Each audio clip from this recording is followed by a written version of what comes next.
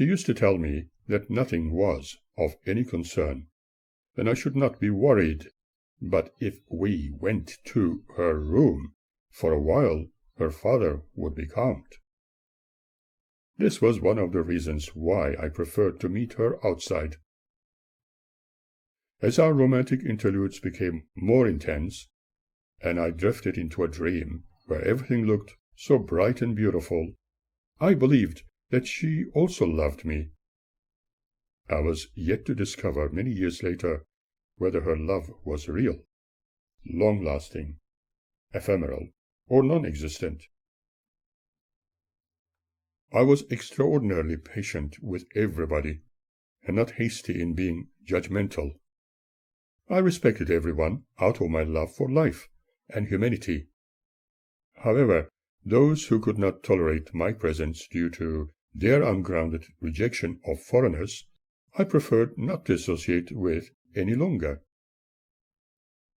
As one can see, our romantic involvement remained sinless out of respect to her parents' demands and those of her faithful brothers and sisters. Despite all this, Magda began to show signs of extreme jealousy, asking me over and over why I was looking at this or that girl, but it was not my interest. It was becoming very hard to explain to her that when I looked at others, it was not due to lustful desires. This showed me how insecure she felt, because she was listening to advice given about young men who looked at other girls, some of them unable to control their feelings for the opposite sex. She believed they were sinning by looking at others. Apparently this rule, too, was written in the scriptures. Sister Nurk was annoyed when she heard about it, asking me, "What about her? Does she not work with other men?" It seemed that we needed to talk about this allegedly vitally important issue as well. I always believed that if there was true love, there was no need for any jealousy, but more trust was needed. Obviously, we were learning about each other, and, as she repeatedly exclaimed, love can grow. One sincerely hoped that this kind of learning about each other was not going to be forever, since we had to grow our love for each other. I was probably wrong in thinking that love simply happened between two lovers. I was really worrying, for it seemed as if I was drifting into a situation which was going to be impossible to escape from. Was I perhaps asleep while dreaming of work and study? I was probably hoping to be loved just the way I loved. Was I just dreaming of that ideal also? In these modern days of our lives within the Western world, all of us work and study with the opposite gender, without the slightest desire for any relationship. Are we also sinning by living and working with them in a democratic society? It really did not make any sense. On the other hand, Magda always proudly declared that she had never been kissed in a romantic way until she met me, and certainly had never been touched by any man. That was very interesting indeed, for it was not completely true. She told me that one day she was terribly perturbed and crying. Without knowing the reason, I assumed it was probably that someone had died, but one of her relatives, I was not sure who, kissed her tenderly on her mouth, in a French way, as she classified it. I might have appeared very naive to her, as I made no comment. Then she promptly continued, saying that there was absolutely nothing wrong when something like that happened amongst one's relatives. Extremely surprised, I asked about how it would be classified if this was constantly experienced with one's close relatives, such as a father or an uncle? Her answer to that was, it presented no problem or any other concern because it was something that normally happened in one's family, that I should not be so fanatical about it. But I found it very hard to accept something like that as being normal. Did she really understand my accented speech? Did I miss something? Did I hear it wrongly? Did she tell me about one of her dreams, perhaps? However, I always kept a diary of my daily experiences. Did I need to make up a story to jot it down just to make her look unstable? I prefer only truthfulness in all things, although she might have thought otherwise. Did one need to become a Jehovah's Witness to understand things? Maybe my feeling disturbed about this subject was due to my upbringing. Maybe theirs was the right way, for, after all, according to biblical wisdom, God's great creation, Adam and Eve, have followed the divine command to become many, thus leading their offspring into incestuous relationship to populate the earth. Hopefully, this statement does not lead some of us into insidious sinning. According to the teachings Magda was subjected to, it would be an unforgivable sin to question the Spirit. Because of my love, I need to put this story on the back burner. Incredibly, it seemed that certain ways of kissing and touching among one's relations had no meaning, and I needed not be concerned about it, and love could grow. I found it to be extremely unusual, and certainly unacceptable within any civilized society. Maybe I had become a little too sensitive within my own little world, yet she was so extremely surprised that I had questioned her in regard to what she felt about being kissed by her close relatives like lovers did. I decided to keep quiet for a while, simply trying to ignore her naivety. There had been other men, some of them salespeople, and a number of them were middle-aged individuals who used to make rather sexually oriented remarks to her, but she did not grasp the meaning behind their comments. And if one spoke against that issue, she became extremely ill-pleased. On the other hand, I was expected to look at nobody, or make any remarks in any romantic sense.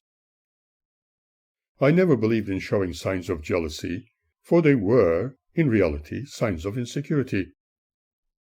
She laughed hysterically, sharing little jokes with those salespeople, even though she did not know them. Was she fully awake? In all honesty, I could not interpret those empty gazes on her part. I believe that special look she presented might have been understood by others differently. Or was it a sign of the thinking part of her brain shutting down when something extraordinary triggered the condition? It remained a mystery. I was certainly not jealous, but her behavior was a concern. How best could one help Magda without making it obvious? By every passing day, our relationship became a little more serious, despite various discrepancies we endured. But somehow, the bittersweet experience of romantic and at times illusionary love blinded both of us, leading us into further dreams. We decided to prove the seriousness of our relationship by getting engaged in accordance with their traditions.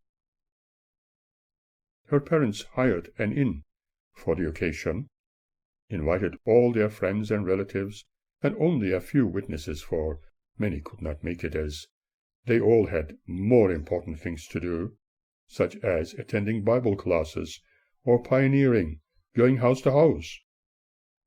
Magda's relatives and family friends had organized the event with typical Hungarian gypsy violins being played and vast quantities of alcohol, mainly wine, being consumed.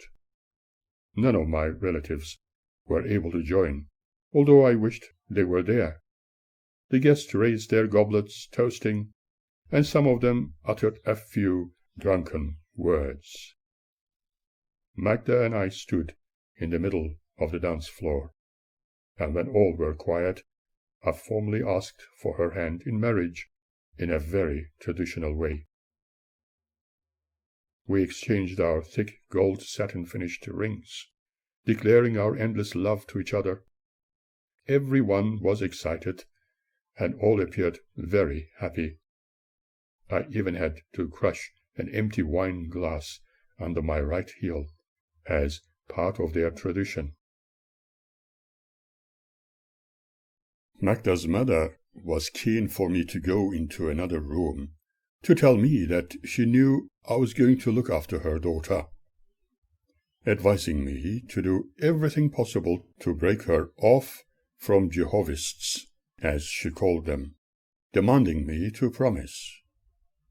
However, in her drunken state, she said that if I hurt her in any way, she would most certainly kill me, although she knew that I would love and care for her. Then she swallowed the rest of her wine, put the empty glass on its side on the table, and uttered a few short words like, "according to tradition," and placed her lips upon mine, putting her hands between my legs. This gave me a huge shock, and I could not get away quickly enough, while she uttered, "No words to Shamu," and no words to Magda, understood? I know you want to stay faithful to her only. Promise me. In all honesty, I never expected anything like this in my wildest dreams, and thought that she was most definitely drunk. In that instant, her sister Mitzi came in, and Emilia shouted, "We were only talking." They were certainly following their traditions.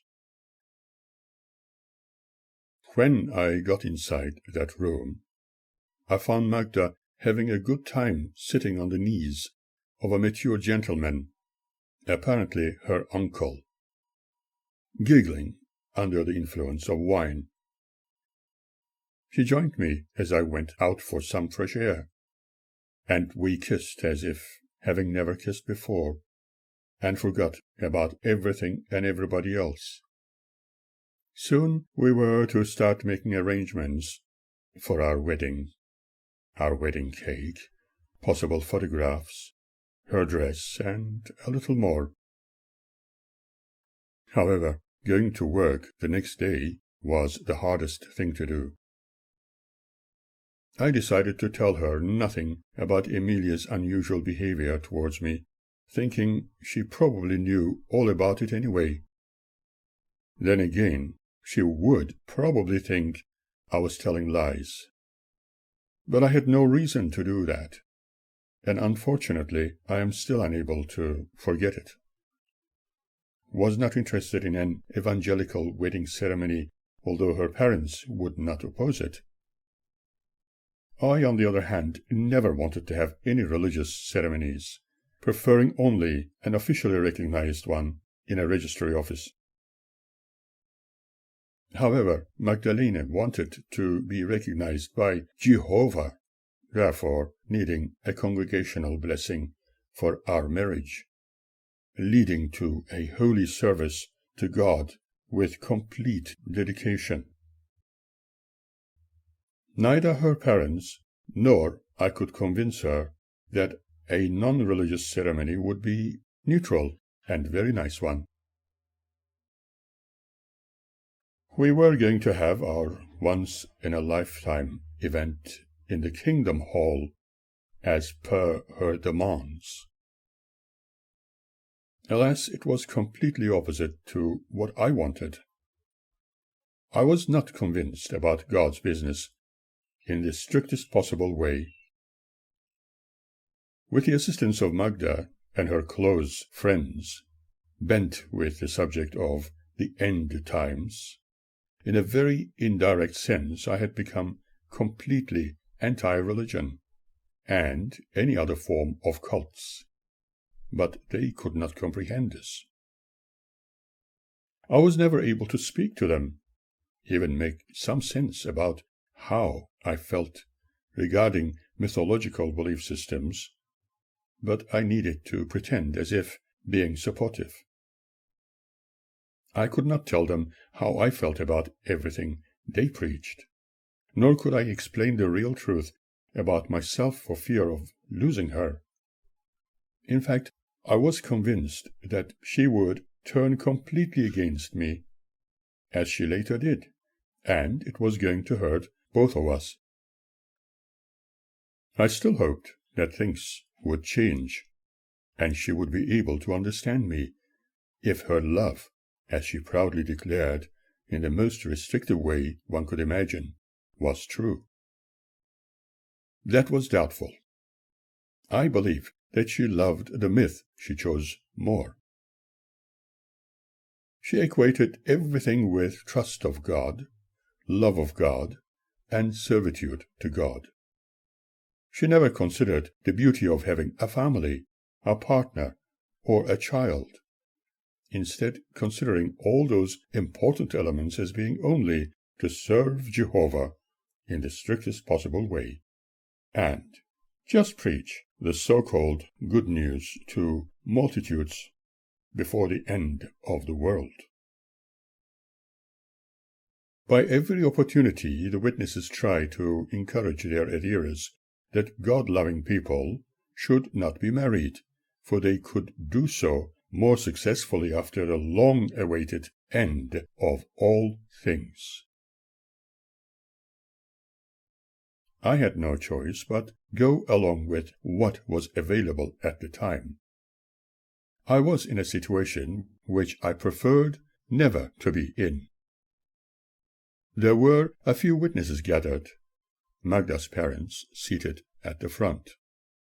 We were guided separately from the back of the hall to the platform, where the appointed minister performed the ceremony in the most Jehovah's Witness manner, and we repeated our vows, exchanged our rings, this time wearing them on the opposite fingers, taking them from the right hand and putting them on the left. I remember how I rushed to the platform, and that was interpreted as my eagerness, whereas in truth I wanted this part of the wedding ceremony to be over quickly, so that we could continue with the celebrations which were to follow. This was also the time when we discovered a self-contained dwelling above a chemist shop, which was close to the shops and city center. During both ceremonies, Emilia and her sister decided to film our wedding using my 8mm camera, which normally delivered reasonable quality imagery. The end result was an unfortunate jitter, an unreasonable movement of occasional images of those present, but mostly of the seats, chandeliers, and ceiling. One evening after our honeymoon, I showed the entire film to Magda's specially gathered relatives. They laughed, giggled, and wondered why there was no image of the ceremony or any images of us. I told them to question Mitzi and Emilia, for they were the camera operators, as they volunteered to do. "Well," said one, "I wanted to take pictures of everything without missing anything."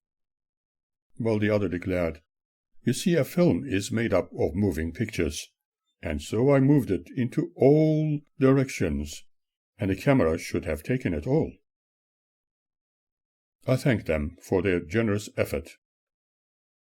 Magda said that we could take other pictures of the wedding later, and it should not present any problem. Were we, by any chance, going to repeat the whole ceremony? I wondered. Did she also feel how I felt about the whole story? Taking pictures and recording sounds was not as important for Magda as serving the Lord. Years later, she recognized the importance of memories captured on film and sound recordings I made. Later still, she destroyed all her photographs as well as others, even those I provided her with.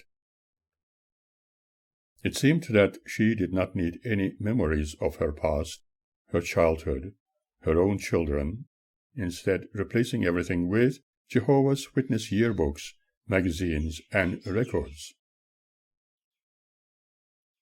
But when all our memories are wiped off, what is left? We must never forget that memories make us what we are, no matter how humble or exciting, how happy or sad.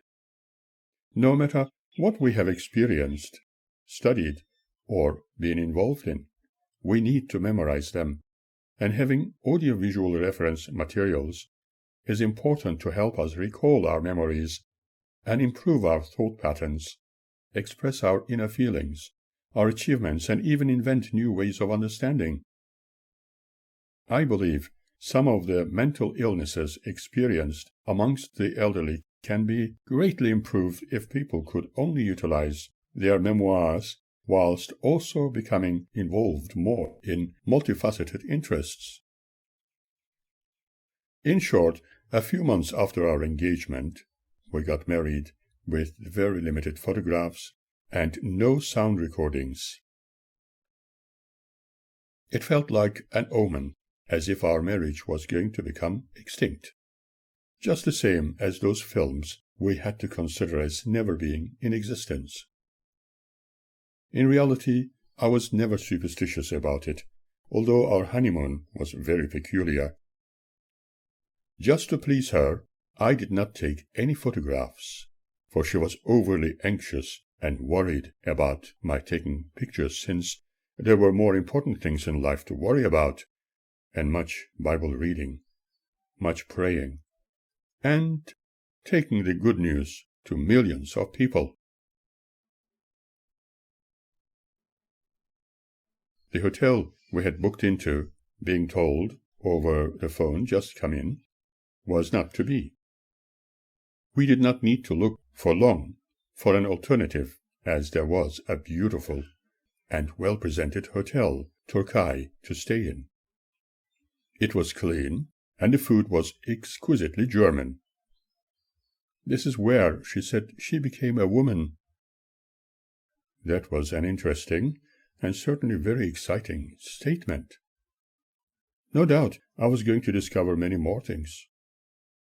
The hotel staff were extremely friendly, and we could stay there as long as we wanted.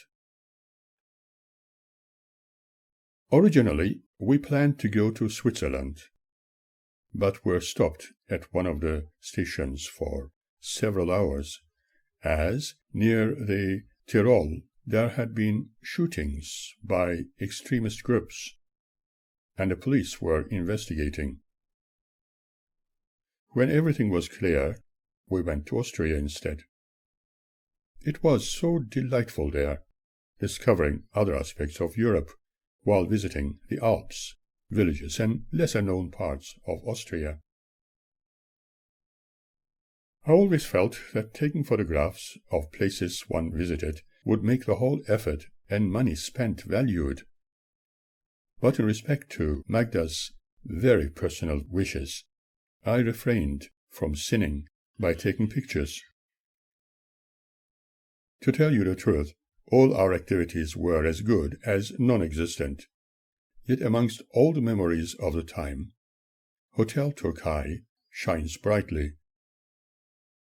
The name, as I said before, means Turkey, but interestingly, as the people working there declared, the place had absolutely nothing to do with Turks. Our wedding coincided with Magda's birthday month, but we dared not to celebrate any birthdays, as they were considered by this religious order as a pagan practice and strictly forbidden. In fact, it was 26th July, to be precise. Christmas and Easter were completely ignored. Jehovah's Witnesses only celebrate the memorial service where they allegedly recognize Christ's sacrifice for humanity and believe that he was killed on the stake to have humanity's sins wiped off. This is also when a handful of the select group, only men, symbolize their adherence to the 144,000 belonging to the small flock, apparently just as Jesus called them in the Bible. They are the only ones who can share the body of Christ by taking the unleavened bread and drinking the wine symbolizing the spilled blood of Christ for our sins. There are also those who will serve with Christ as part of their theocratic government after Armageddon. Interestingly, those who belonged to that group allegedly were always inspired of God, and they all knew it deep inside. They could never resurrect into flesh, but remain as spirit. Ruth Strobach's father also belonged to that group. After our eventful honeymoon, we were home as a married couple, and I could never forget the letter sent to Magda by German officialdom, warning her against marrying a man from Middle Eastern countries, such as Turkey, for they were known to treat their wives as second-class humans, giving them no freedom to express themselves, advance in sciences and education, and were usually beaten by their partners, who were never punished. But did they know me, let alone assume me as being someone from those Muslim countries? And was not even a Turk. My sin was, obviously, having stayed in that country before my escape into Germany. However, I still believe that such letters from their government offices had some bearing and influence upon their citizens. Magda kept working at the Otto Ficker paper factory, and I continued for a while working various shifts at a textile factory. Every time I think of this, I am reminded of the following snippets of memory. While working there on a part-time basis, I met a Turkish gentleman of mature age, who used to make his own soaps with materials available at the factory, offering them to his colleagues prior to having their showers before going home. One day, someone working on the same shift told his workmate, known to be always drunk, that it would be nice to have a son like me, which angered him uncontrollably. The other person shouted so loudly that everybody could hear, and said he would rather commit suicide than have a son like that shit. Soon afterwards, I was called by their office to be told that they would keep me there for a short while only, because I was newly married with a German girl, but that I should start looking for a different job. This was of no consequence to me. Finally, I went to Stuttgart, and through their Employment Services Department and the U.S. Military Authority, I found very suitable employment at Bad Cannstatt, near Stuttgart, with the American forces, as an audiovisual technician. When I think back about the letter Magda received warning her against marrying someone from Muslim countries, it was one of the ugliest insults to my person. Magda was never stirred by it, or so she appeared. When we contacted their office in regard to that letter, they were not interested in explaining anything, other than preaching to us that they could only warn their citizens in extremely special cases like this one. When questioned about what the nature of this special case was, they kept silent, and a while later a lady officer spoke to Magda, discreetly saying that they were concerned about how Muslim men treated their wives as in Saudi Arabia or Afghanistan.